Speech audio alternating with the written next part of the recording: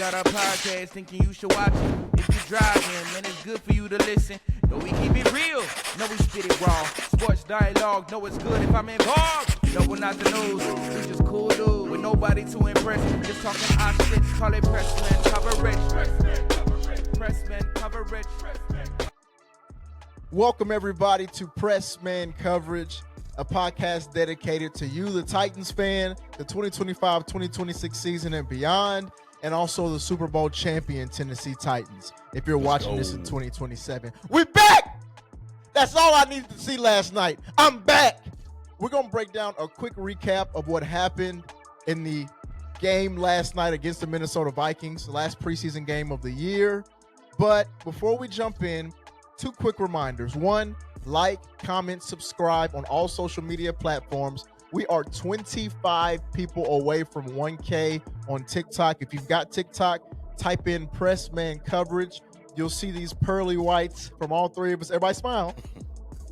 Right on the screen. Jump in, please, please, please. Get us to 1K. We would love that. Matter of fact, if you are the person that gets us to 1K, take a video of it going from $9.99 to 1K. We'll send you a Pressman Coverage t-shirt. Our Cam Ward, welcome to the Psych Ward edition. So please like, comment, subscribe. But before we get into anything, always got to introduce the crew.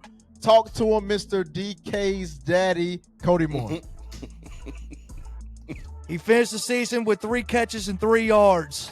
Let's go. Let's go. Let's go.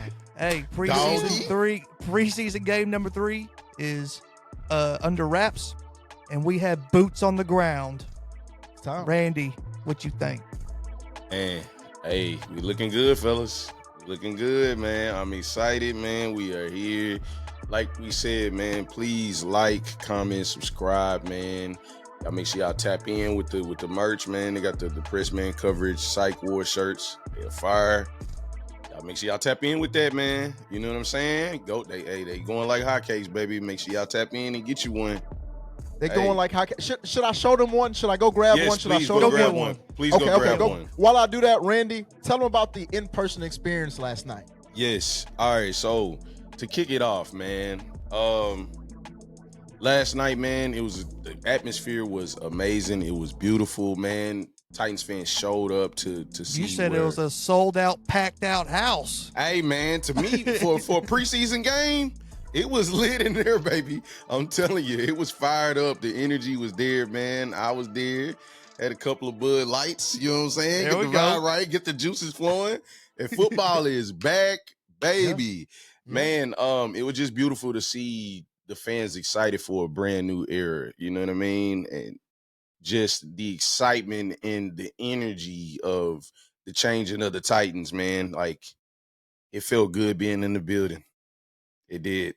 I also realized that apparently we no longer use these jerseys, so I feel like a complete idiot for buying this color of jersey. No, we with I think we're going to use them as an alternate sometimes, man. I think we may, man, but don't think so, bro. Don't bank on it. Because we don't have. I think it's we don't just have 2 jerseys this year, right? We picked an alternate, so they've got to do it at one time. But the cool thing is we'll be able to see Cam Ward in that jersey. And speaking of Cam Ward, come on. Welcome to the Psych Ward. I said, welcome to the Psych Ward. Yeah. I said, welcome to the. Okay.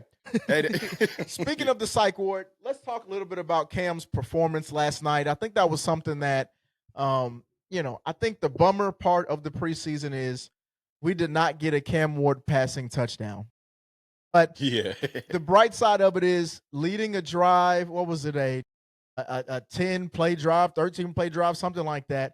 A very long drive down the field, marched methodically, punched it in the end zone. I do blame Io Manor a little bit for not getting him that touchdown. He kind of curled up versus stretching out when he got to the 1. Stretch out, son. You 6'3". Okay. Yeah, pause that up though. That is a little crazy. This is what we do here in the United States. Maybe in Canada we curl up, but we stretch out, baby. Pause. Out here in the United States. So you got to get one for Big Cameron. But at the end of the day, man, I think it was a solid performance in that second drive specifically. I kind of think it's going to be a trend, and people are going to hate me for saying this, and I'm sorry. but I could see us not starting as slow as we did in years past, but Cam Moore getting his feet wet, maybe the first 4 or 5 games. Maybe we don't go 3-and-out every first drive, but I could see that kind of being his thing of like, hey, I kind of start off a little bit slower than I get going. He did it in college. All of his comebacks came from either the team starting slow, the defense giving up 1,000 points because Miami's defense was terrible, or he threw a first half interception. Then he really locked in and turned it up. So hopefully it doesn't continue to be a trend, but I have a feeling that for his first year, that could be it. But tell me what you thought about Cam Moore's overall preseason performance, Cody, and then you can talk a little bit about last night's performance too. Well, we kind of saw what Cam Ward's all about, man. He wants to take his shots. He threw the one dangerous ball against Tampa Bay. Other than that, I thought he was relatively clean. I thought he looked good. If he would have hit that dime to Van Jefferson against the Falcons, we probably, we wouldn't be talking down on Van Jefferson. Which, by the way, Van Jefferson, my apologies. My apologies. I never doubted you. I never doubted you for a touchdown. Never doubted Van Jefferson for a second. Mm-hmm. But yeah, I think we got pretty much a full Cam Ward experience. Kind of, for as much as you can with 6 drives. He made his aggressive throws. He tried to hit an aggressive throw on 3rd and 2 when he probably had something out in the flat. Clean that up a little bit, get the drive going, and I think plays will be there for him.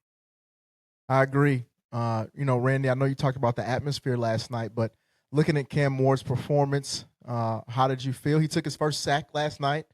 Yeah. My heart dropped when he took the sack. I don't know why. It was just one of those. Was it on the Latham side? Latham wasn't playing. No, he wasn't playing. Latham. That's what I was asking. I don't remember where it came. The pocket kind of collapsed, so I don't know where it came from. What'd you see, Randy? So what happened with that was they were marching down towards the goal. They was in the red zone. Snapped the ball. I think he moved around in the pocket a little bit, didn't see anything open. So then he steps up in the pocket. Pocket collapses. He takes the sack. That's kind of what happened. I think it was good for him to get that. Let's go on and get that out the way. See how that feels. He popped back up. Wasn't too brutal of a hit. You know what I mean? But I think he needed to feel that. He's had pretty much all preseason of being untouched. Yeah, well, if you ask Chris Sims, him getting sacked because he looks a little pudgy means he's going to get wrecked. Chris Sims, let me address this because he called our boy sloppy. Yeah. Let me just say something. I ain't never heard him say that about Big Ben. I ain't never heard him say that about Patrick Mahomes. Matt Stafford, I know he don't have a six-pack. Aaron Rodgers may be thinner, but he's not a great physical build. A lot of these great quarterbacks, with the exception of Tom Brady, because all he ate was rice and peas his whole life, don't have these crazy physiques. We've went through 2 years of guys who are built pretty stout. We went through Malik Willis. We went through Will Levis. We need somebody who, don't Will focus Levis, too much in that weight Anthony room. Richardson, both jacked. Yeah. Both are hurt. Both jacked themselves out the league. Like, goodness gracious, man. But yeah, Chris Sims, shut the heck up. And one of our boys said yesterday, Chris Sims, you were physically fit and physically out the league very quickly. So watch your mouth, son, before you talk about old Cameron. Because I am in the psych ward, and I will go psycho. Psych ward! Psych ward! Whenever I need to. I don't have no issue with that. So please, Chris, watch your mouth. Watch your mouth. And know your role, jabroni. Know your role. And there's one thing I need to talk about since I'm on random topics, and obviously I got way too much energy this morning. Tony Pollard came on. He was kind of just chewing on some sunflower seeds. They showed him with his chain on. It was cool. Then they cut to a Jamar Jefferson interview where he had 3 of them. Justin Jefferson, excuse me. Please do not ever disrespect Tony like that. If you're going to go to Justin first and let us see his 3 chains, then go to Tony. We know the contract size is different, but that was out of pocket. Those diamonds were dancing. Oh my good, and they were all the size of each of my front 2 teeth. Like, goodness gracious, man, that was crazy. But anyways, back to the game last night. Looking over here at the box score, just a solid performance overall. I think even the backup quarterbacks played well. Trevor Siemian went 4 for 4 today, fellas. Talk to him. It would have been it would have been nice to have Tim Boyle out there, make the fourth quarter a little bit more interesting. Oh, he was gonna make it interesting, all right. Yeah. William Donovan Levis style.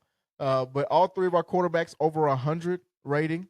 So it was good to see even the backups perform well. No turnover worthy plays or no turnovers, period, which was really cool. And like you mentioned, the bounce back from good old Van. He said, "Cut Man. who? Yeah. Cut who? Watch your mouth." So that was really cool, man. It was good to see the offensive side of the ball work. One thing I want to dive into is the rushing side, the battle for RB3. Ooh, And I man. think that battle is actually between more people than what people think. I know Mullings and Jefferson are the names to say right now, but let me just give you the quick stats of that group as a whole. So I'm gonna give you the three that are most similar, then I'll go to the other ones. We're going to ignore the Cam Ward rush for 1 yard. Khalil Mullins, 6 carries, 27 yards, 4.5 per carry. Julius Chestnut, 5 carries, 28 yards, 5.6 per carry. Mar Jefferson, 5 carries, 41 yards, 8.2 per carry, a long of 29. That was kind of crazy. And then Jordan Mims, who had the most carries, which was at 13 carries, 40 yards, 3.1 per carry. So there's a lot of heat going on in that battle. Randy, tell me what you saw there in person. Man, a lot of those guys got pop, and they were just explosive. Where like Mullins, ever since he had that first carry where he kind of it was slow to Ran get to the soft. line and get, and yeah. After that talk, he has not looked back, man. Like I'm very impressed with how he explodes once he sees the hole. He cuts and goes. I love that. Chestnut has been just making plays, man. Like in the receiving tip and just with running the ball. He's running the ball very efficient, man. He jumped over somebody. Yeah, he did. He did. Hurdle. Man. Big hurdle. What is that other guy, man? I keep forgetting his name. Mims? Mark Jefferson. Yes, he is impressive, dude. I just keep saying that. He has so much pop when he gets the ball in his hands. And like the same thing, when he cuts and he bounces, like that guy almost is looking like a threat to house it every time. Yeah. But it's just I love the competition that we have in the room right now. Yeah, So, it's been more than what we've had in years past, when it comes to that role. And typically you've got 3 and the 4th guys like, all right, thanks for being here, buddy. Yeah. Maybe the practice squad is where you belong. But this was a year where we've got guys who are competing. And I like they've got guys who've come in like Jordan Mims, like a Jamar Jefferson who've played before. Jamar Jefferson was a 5-star recruit coming out of Oregon State, who really played and averaging 8.2 a carry. They made it really tough. And I could see this being a room where they do keep 4. I think so. And I don't know where Spears is going to start. He could start on an IR situation where he's going to miss a few weeks. That's what I was going to ask. What is his diagnosis? Is it 4 to 6 weeks? Yeah, right around that time frame. Is it? Yeah. So it's something where, it could be pretty interesting in terms of where things end up going in that direction. But there's a lot of options there. Really think it's 3 people battling for one long-term spot. Sure, maybe 2 of those make it initially if Tajay's not counting into the 53. But I could see it being a situation where you've got 2 people fighting. And if I had to choose between those guys, man, it's really tough. Khalil Mullins, what's hurt him is his pass protection. It's been noted a few times. Yeah. Callahan even mentioned it this week in a presser. He really needs to improve in that. And he made it a point to mention when they talked about Julius Chestnut running hard in his press conference last night that, he's done well running the ball and he's been excellent in pass protection. And that's something that's going to be big. If we can't trust you on 3rd down and you're not super dynamic in the first 2 downs of the drive, how can we really trust you? So Khalil Mullins is actually a surprise cut candidate in my eyes. I know he's a physical back. Whoa. But it's one of those things where if special teams is not something that he does really well, which he can, he's been a middle linebacker. I may be worried about that. And maybe he's a practice squad guy, but I could see a world where it's Chestnut as RB3 and Jordan Mims and or Jamar Jefferson squeak into that RB4 spot. So you're saying that Mullins could get cut like in about 4 weeks or so? Yeah. Or before the season even starts? Yeah, I could see him I'm in about 4 weeks or so, depending on Tajay's situation. Whenever Tajay Spears comes back. Yeah, because I think Chestnut's a lot because of his pass protection. He's a core special teamer as well. So I do think it's between Mullings, Jefferson, and Mims. And if I'm going off preseason, and I know Jefferson and Mims weren't here the whole preseason as a whole with training camp and such, but based off the work I've seen from those two, they've outperformed Mullins. Now, don't get me wrong. Mullins is a young prospect. He's a bigger body guy. He does give us something different. But if you're talking about pure performance and who earned it, it might be one of those other two. What do you guys think about that? Interesting. I think Mullings has probably been the best in my opinion. I think he looked phenomenal against the Falcons. After his first run, I thought he looked phenomenal against the Bucks. And I just think he's got a specialty trait that these guys don't have, and that when he puts his head down, runs behind his pads, he's running over for another 2 extra yards. Yes, I have to add on to what Cody is saying, and go for it's it. just like he's falling forward at every play. Like he's getting those extra yards, man. Like I said, like I've been impressed with him ever since he ran that one play wrong, got pulled to the side and talked. He's just improved tremendously, man. And so I don't see him as a cut candidate in my opinion. I think he truly has a shot to come in those key moments and be trusted with getting those extra yards that we may be looking for, yearning for. I can see it. But boy, he got to earn it. Them other 2 running backs are playing. They look good, yeah, man. I mean, it's exciting the fact that you're we're not getting a lock. You're a cut candidate in my opinion. You're gonna need them when it get cold. We ain't got long for it to get cold, baby. I was gonna say it's exciting that our running backs, all these running backs are averaging 4.6 yards a carry. I mean, that's a big deal. I mean, that means we're moving people off the ball. And that includes the 1 yard a carry from Cam Ward. 1 yard. Average from Cam Ward. 1 for 1. So that was pretty interesting. So to pivot to a different topic, we can talk a little bit about wide receivers. There's really, to me, is not much to discuss outside of a few things. One, James Prochet is your kick returner. Therefore, he earned the wide receiver 7 position. I don't think that they have got enough trust in DK yet. But Prochet hasn't made mistakes. He's returned the ball well. And, he's done everything well. He's good. He's showing up. He's made plays, man. So I'll give it to him. I mean, he's made plays with third-string quarterbacks, mind you. Yeah, he's looked good. So he came out there on a mission, and I got to give it to him, man. He was somebody who, he was on the chopping block potentially for us when we were walking through the first 53. But now it might be time, guys.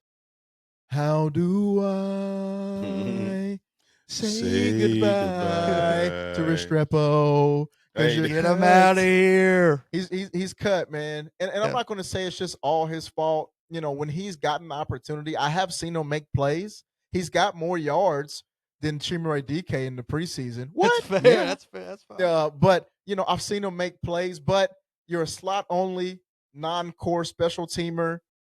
It's tough. And I did personally think he was going to work his way up into the second string group. But when that second string group is Alec Ayo, Manor, Chimere DK, and the potential that those two have, and then Bryce Oliver, who's been absolutely snapping, he hurdled the guy too. There's not much you can do. He did hurdle, and he was stiff arming somebody at the same time. So that's going to be an interesting one. And I don't. You got big quads though, so maybe a future at fullback for the Alouettes in Montreal or something will be a good spot for him. You are out of. You gotta relax. That's my bad. You're not about to send this man to Canada. Hey, Alec, do you have any contacts with the coaches up there? Yeah. Because that might be it. He might be in trouble, man. But Restrepo, thank you for your service. I do think he's probably gonna be a practice squad guy. Do you think we will protect him? I could I see think an so. option. Exactly. Will they protect them? So we'll see there. But any other comments on wide receiver before we jump into what our O-liners look like? Bryce Oliver. Yeah. Bryce Oliver. Looked good story. last year. He's looking good again this year. I mean, I think he's probably gonna earn himself some playing time. Every time he steps on the field, they look his way too. I mean, they try to get him the ball. They like putting the ball in his hands, paws. He does things with it. He makes contested catches. He makes yards after catch plays. He's earned it. Randy, what were you about to say? I was just gonna say that with Van Jefferson, I mean, he stepped up. That's what we were looking for. I'm still a little upset that he dropped that golden pass to just make Cam Ward. Like, I think, like, for me, like, a lot of this has been just Cam is putting the ball where it needs to be. Just make him look good, man. Do your job. You know what I mean? For Van, though, nice bounce back.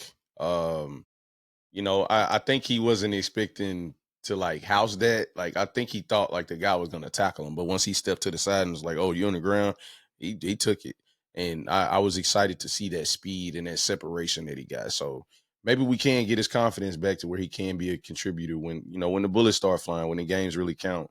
And that's another thing that I kind of want to throw out as far as with the receivers. I'm very curious to see when the games are like truly happening, like when the season is here, can these guys translate the reps that they're getting in the preseason onto the actual field and be able to be serviceable for Cam Ward?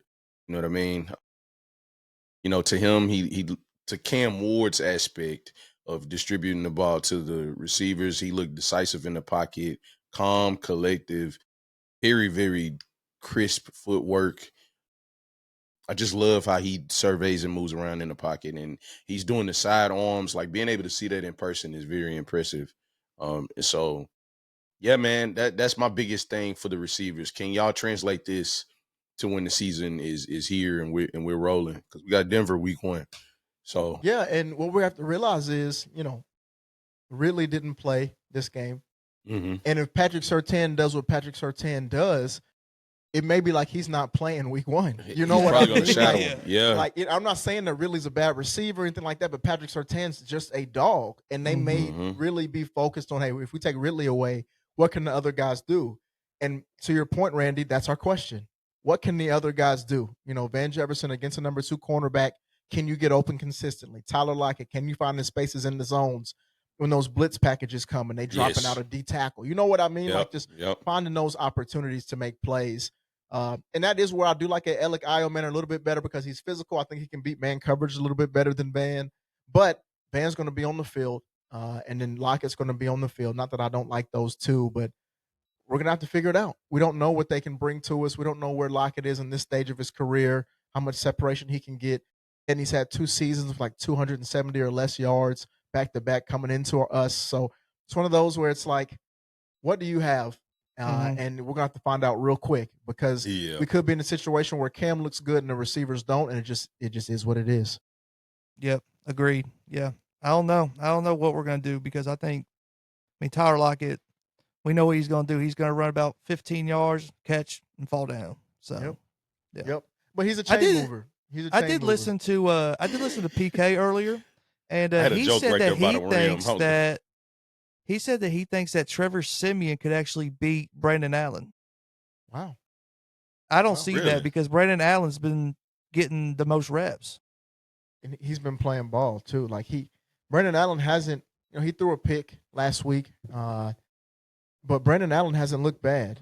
Brandon Allen's been in a situation so when he where said that, I was kind of surprised. he's actually been a better backup quarterback than I expected. He has been. They're Okay, treating so the we'll refs pivot like to that. tight ends and we'll pivot to O-line quickly. Tight ends, I don't think there's a lot to talk about other than I think Josh Wiley gets cut. Gone. Yeah. And I think Yeah, I DNR think fills so. that tight end 3. I don't think we keep 4 and definitely not 5 like last year. But what do you guys think about that? You guys agree? Yeah, Yes. I think it was pretty shocking actually. I don't even know if the word shocking, but like I was surprised at the fact that Wiley gets only playing time in the 4th quarter. Like I did not see that coming. It's a stink fest, man. I'm not gonna lie. I mean, thank you for your service.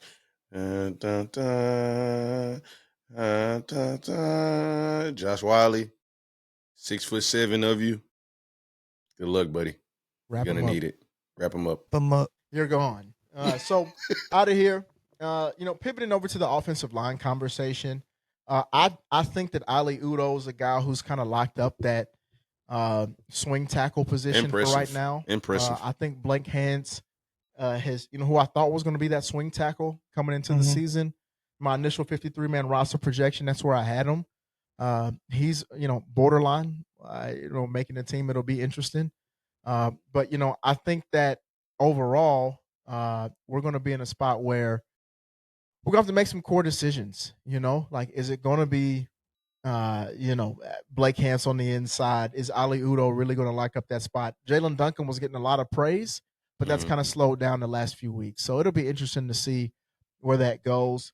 The offensive line conversation is more about the interior guys that make the team as well, because I think Corey Levin's going to be a lock. Jackson Slater's a lock. If you add that in plus the 5 starters, you're already at 7. Let's assume Ali Udo gets that spot at 8th as a swing tackle. How many linemen do you plan on keeping at that point? I know. Do you go to 9? Do you go to 10? I think Brendan Crishaw-Dixon is a lock to be a special teamer. I mean, not special, excuse me, a practice squad player. But I could see him making the team too.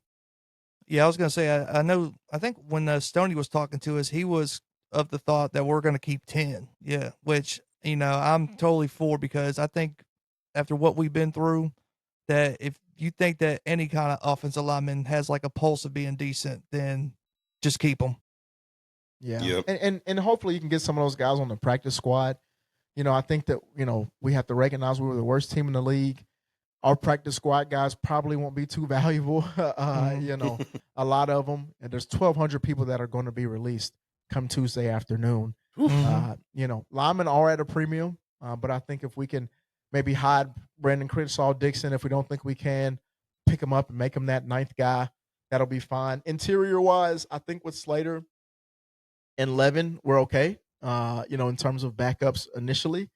But I wouldn't mind just having some extra bodies in there. I know we'd be sacrificing some other positions. Maybe we steal one from tight end, get that extra over to O-line, but it'll be interesting. I like how they've been pulling Slater, man. Jason Slater, like watching him, how they're utilizing him on the left guard and right guard. And like I said, man, they're still implementing some of those things where like he gets to pull and just go maul a guy.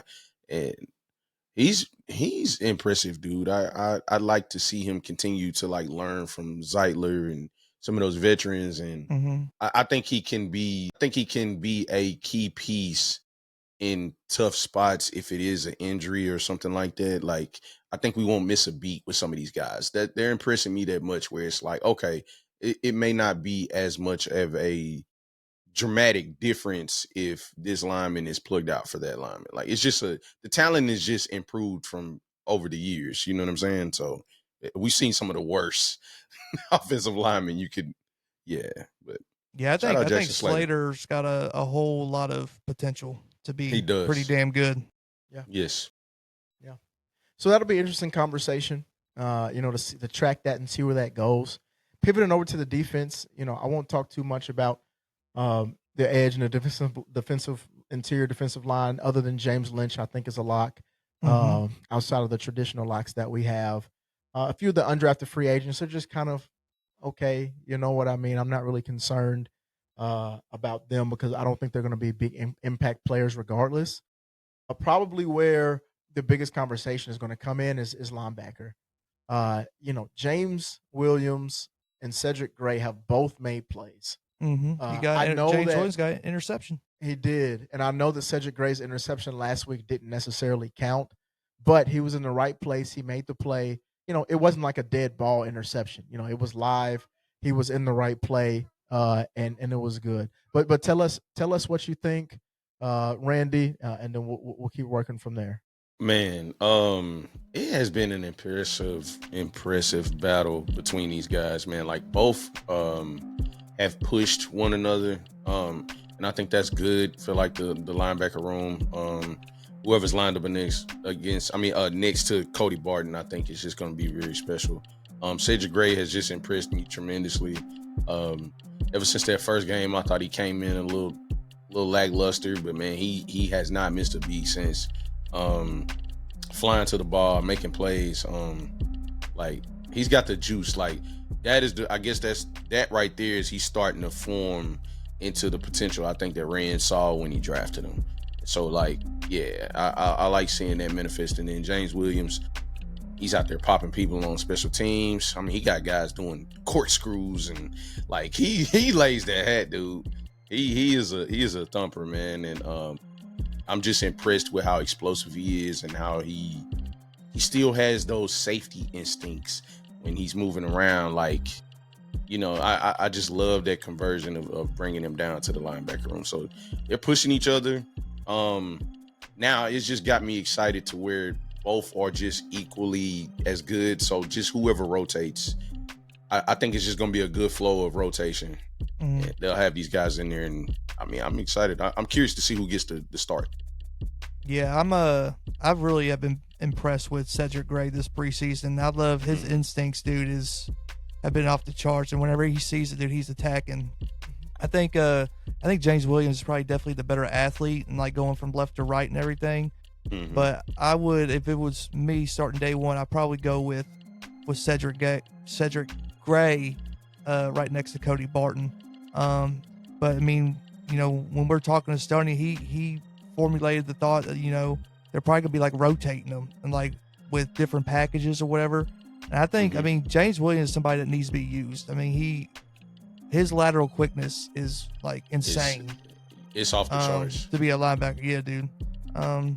So I would probably start Gray, but I want James Williams worked in there. Yeah, and I'm kind of, it's interesting because I'm kind of the opposite mindset where I would like Williams to play, but I'm actually in a spot where I'm fine if either one of them got to start. Because I do agree. I think they're going to be in a rotation. It's going to be package dependent, team dependent, and so forth. The good thing I like about both is both have seemed to be pretty solid in stopping the run. I'd have to really dive into the all-22 to see who really has been better in pass coverage. I think James Williams initially has been. But I love that Cedric Gray's just reacting so instinctively. And I think he has a little bit better of a command. So to me, if Cody Barton were to get hurt, I trust James Williams better to lead a defense from his communication standpoint, his natural leadership skills. James Williams, I almost like him playing next to Cody Barton better though, because he doesn't have to do so many of those things. So it's interesting, but I do like that they both shown really positive things. I don't care if it's against other teams, 1s, 2s, or 3s. Going to tackle the football, reacting quickly, those are things that I just appreciate, especially when they're doing it without Sweat or Simmons most of the game, either the first two and 2 drives of this one. Them being able to do that with interior guys aside from Lynch, who really haven't shown much, that's been really a positive sign for me. So I'm excited to see where that goes, and I think it's going to be a pretty interesting battle to close it out. But I just want to kind of popcorn a little bit. Cody, any other position groups, players that we want to focus on before we close out today? Let me tell you who I really like. Julius Wood. Woo, at safety, yeah. I like him. I hope we figure out a way to keep him because when he hits somebody, they feel it. He got an interception that didn't count, and almost like it pissed him off, and he just ran over the wide receiver that like got in his way. I know. I mean, I don't know if I've rarely seen like a corner just truck a wide receiver, like when he's returning an interception, dude. I love his physicality. Crazy. Yeah, and he's been like that all season. I feel like he's made quite a few pop plays. And Mike Brown did lead the team in tackles. He had 5, and all of them were solo. But it's one of those things where our safety room has true depth, like really too much. I wish somebody would come knocking. I know it's not a premium position, but come on, we got a few that can go because Mike Brown has been solid throughout preseason, and he showed well last year when he filled in for Diggs. Diggs is just a very solid veteran. If he had to come in and start a few games, nobody's going to be screaming. Then you've got Kevin Winston Jr., who's a very promising young player. I mean, you've got some real decisions to make there because, Julius Wood is there and he's made some plays, and you've got a few others that have just continued to be strong out there. So we'll see. Xavier Woods obviously is the Iron Man of the group. Didn't miss a game and didn't miss a snap. Played the most snaps in the league. So it'll be interesting to see what that turns into because I'm the same mindset of you. Hopefully we can keep him. Maybe slim down in another position. Maybe just keep 9 offensive linemen. Maybe even just 8. Keep another safety for special teams purposes because I think that Julius could be a core special teamer as well, along with Mike Brown. You think we keep Diggs? I do because sure he's not playing in preseason and making plays and being able to see that, but I just want people to think back to last year. He was very, very solid. He was playing really good football before he got hurt at a starting level. And I don't think that's a guy you cut from a leadership perspective and a few others. And I do think, if Woods or Hooker goes out, it's him that steps in, and Winston stays in that safety 3 role. He'll always kind of rotate in some of those packages versus being a true fill in for whoever's hurt. I don't know. I don't know, man. I think I know he's related to Cam Ward though, ain't he? He's like his cousin or something like that. Yeah. I think I cut him. That's just me. I would just rather see Winston more. I would just rather see the young guy play because I don't think we're gonna be any good this year. I don't really care to see a 28, 29-year-old Diggs. Yeah, I'll tell you. I get that. I get that. Go ahead, Saul. That's the only reason.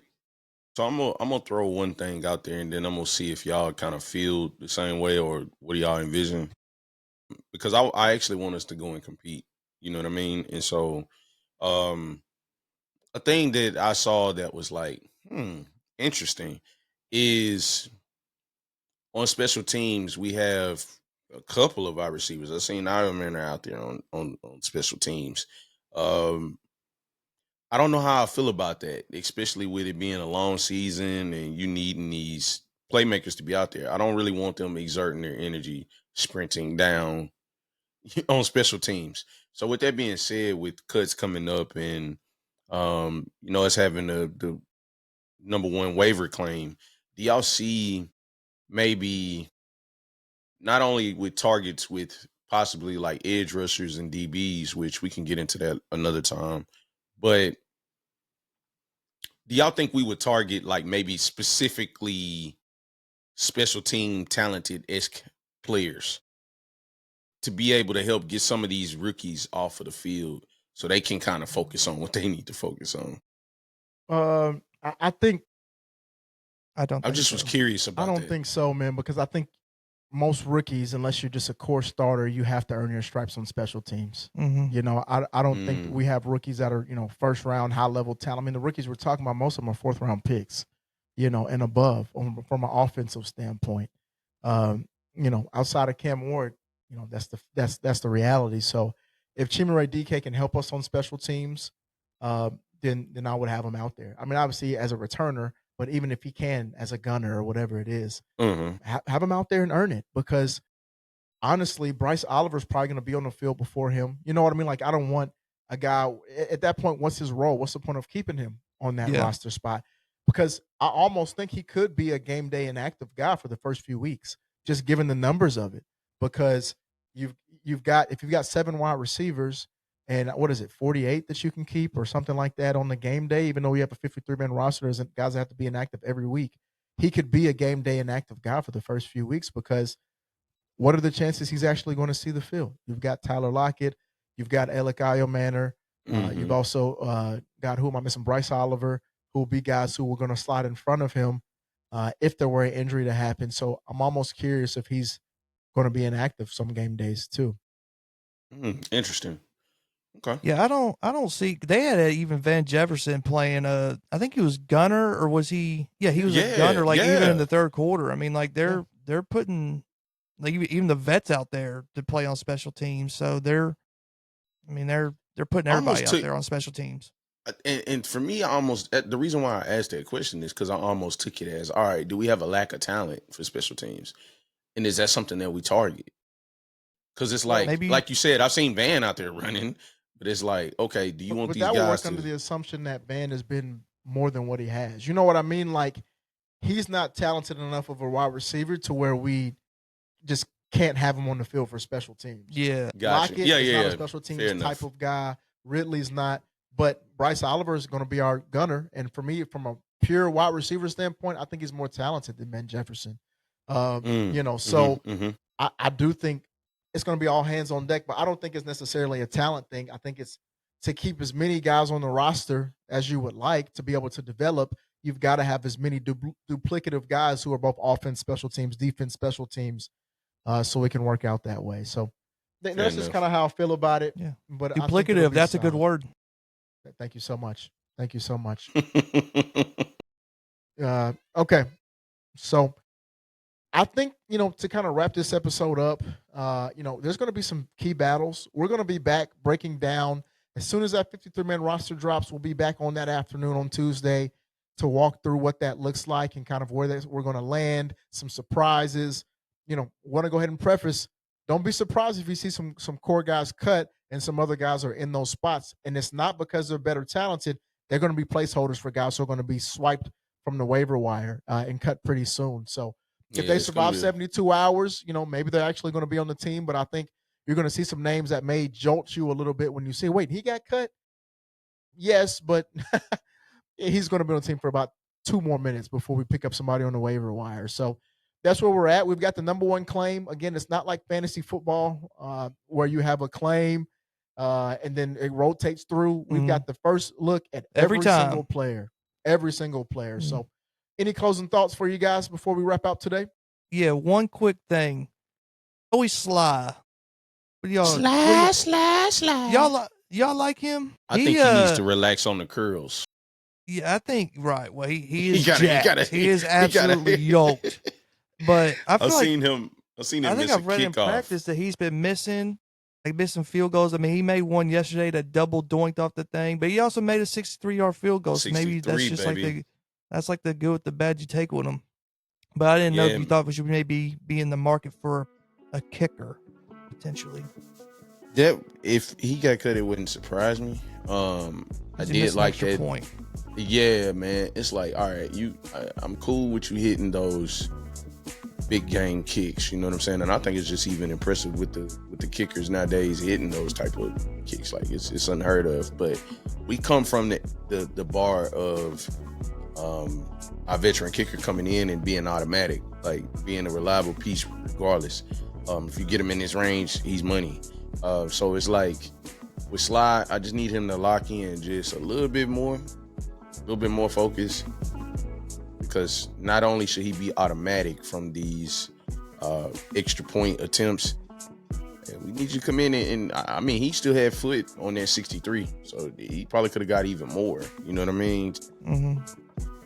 Yeah, I don't know what they're giving these kickers nowadays, dude. They're freaking jacking 70-yarders, 63-yarders, 64-yarders yesterday. Like, what is going on? Man, it's pretty crazy, but I love it. I think he's going to give us opportunity where if we can get past the 50, we've got a chance to score points, and that's something that's big. So I'm excited about it. I think that things, will continue to look up. Again, we'll be back here to break down some more as soon as that 53 comes out and start talking a lot about that. We've got a lot of episodes coming towards you over the next few weeks as we head towards week 1. So stay tuned. We're excited to continue to dig in with you guys. But again, have a great day, fellas. Please like, comment, subscribe. Hop on TikTok. Remember, take a video. If you're at $9.99 and you're the guy that gets us to 1,000, we'll send you a free shirt in the mail. All you got to do is email info@pressmancoverage.com. Other than that, have a great day. We'll talk to you again soon. Peace. Pressman.